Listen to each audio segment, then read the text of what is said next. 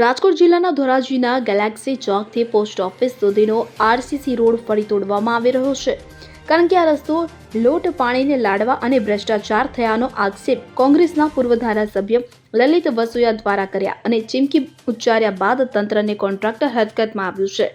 તો આ RCC road ફરી તોડવાની કામગીરી ચાલુ કરવામાં આવી હતી. આ કામગીરી દરમિયાન કોંગ્રેસના આગેવાન સ્થળ મુલાકાતે પહોંચ્યા હતા. ધોરાજી તાલુકાના કોંગ્રેસના પૂર્વ ધારાસભ્ય લલિત વસોયાએ મીડિયા સમક્ષ જણાવ્યું હતું કે ધોરાજીમાં ગવર્મેન્ટ ઓફ ગુજરાત સ્ટેટ હાઈવેનો જે રોડ પસાર થાય છે, રોડ ઉપર સિમેન્ટ રોડનું કામ ચાલુ હતું.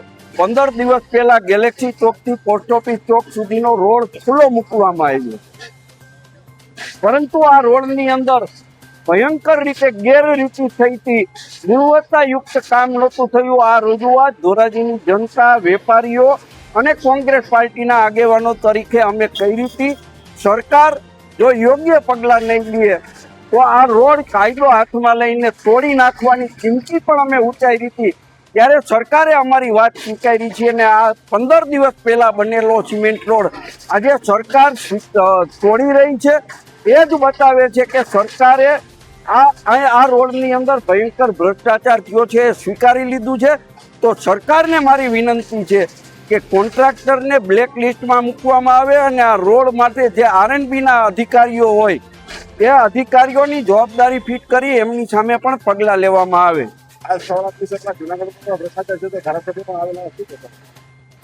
આ જે કોન્ટ્રાક્ટર છે ભારતીય જનતા પાર્ટીના આગેવાનો સાથે મળેલો કોન્ટ્રાક્ટર છે. જુનાગઢ રોડ ઉપર જે જુનાગઢથી ધોરાજી સુધીના ડામર રોડનું કામ અતિ નબળી ગુણવત્તાનું થયું હતું, ત્યારે પણ દરેક મીડિયાએ અમને સહકાર આપ્યો હતો. ધારાસભ્ય શ્રી મજબૂર થઈ અને ત્યાં રોડ ઉપર જવું પડ્યું હતું અને એને મીડિયા સામે કહ્યું હતું કે આ કોન્ટ્રાક્ટરનું કામ નબળું છે, એને બ્લેક લિસ્ટમાં મૂકવા માટે હું સરકારમાં ભલામણ કરું છું અને બ્લેક લિસ્ટમાં મુકાવીશ. પરંતુ 6 મહિના પછી એ જ કોન્ટ્રાક્ટરને ફરીથી આ કોન્ટ્રાક્ટ અપાવી અને શિરપાવ આપ્યો છે. એનું અભિવાદન કર્યું હોય એવા શબ્દો પણ હું કહી શકું. એટલે સરકારે જો ખરેખર ભ્રષ્ટાચાર અટકાવવો હોય અને ધારાસભ્ય ધોરાજીની જનતાને સારું કામ આપવા માંગતા હોય તો આ કોન્ટ્રાક્ટરને બ્લેક લિસ્ટમાં મૂકી અને બતાવવું પડે. આ સમગ્ર મામલે ધોરાજી અને ઉપલેટાના ભાજપના ધારાસભ્ય મહેન્દ્ર પાડલિયાએ પણ ત્યાંની મુલાકાત લઈ તેમણે જણાવ્યું હતું કે આ કોન્ટ્રાક્ટરને બ્લેક લિસ્ટમાં મૂકીશું. વધુમાં તેમણે જણાવ્યું હતું કે ડૉક્ટર મહેન્દ્ર પાડલિયા, ધારાસભ્ય ધોરાજી ઉપલેટા વિસ્તાર. કેટલીક ચેનલો દ્વારા મને જાણવા મળ્યું કે ધોરાજીના પૂર્વ ધારાસભ્ય શ્રી લલિતભાઈ વસોયાએ ધોરાજી વિસ્તાર સિટીમાંથી પસાર થતા રસ્તાના સંદર્ભમાં કેટલાક આક્ષેપો કર્યા. તો મારે એના સંદર્ભમાં જણાવવાનું કે એક આપણે ગુજરાતીમાં કહેવત છે કે કમળો હોય ને એને પીળું દેખાય. કોંગ્રેસની દિલ્હીથી માંડી ગુજરાતથી માંડી ધોરાજી સુધીના તમામ કોંગ્રેસના પદાધિકારીઓએ હંમેશા આવા કામ કર્યા હોય ને એટલે જ એવું દેખાય. આવા વાહિયાત આક્ષેપો કરે છે.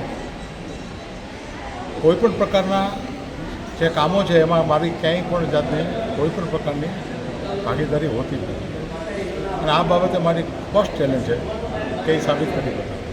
અને પર્ટિક્યુલરલી ધોરાજી શહેરમાં પસાર થતા રસ્તાના સંદર્ભમાં મારે સ્પષ્ટ કહેવાનું કે એ રસ્તા માટે ઓલરેડી ફેબ્રુઆરી એન્ડમાં અમે માનનીય મુખ્યમંત્રી શ્રીના વિભાગમાં જ આ રસ્તા અને તમામ અન્ય રસ્તાઓની ક્વોલિટી કંટ્રોલની અંદર યોગ્ય તપાસ થાય અને એના માટેની કાર્યવાહી થાય, એના માટે ઓલરેડી રજૂઆત મેં કરેલી છે.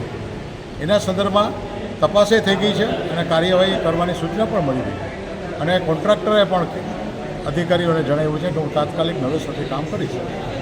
બીજું મારે આપના માધ્યમ દ્વારા કહેવાનું કે મારા કાર્યકાળમાં અગાઉ ક્યારેય નથી થયા એવા વિકાસના કામો ધોરાજી ઉપલેટા વિધાનસભા વિસ્તારમાં થયા છે. લગભગ 600 કરોડથી ઉપરના કામો થયા છે.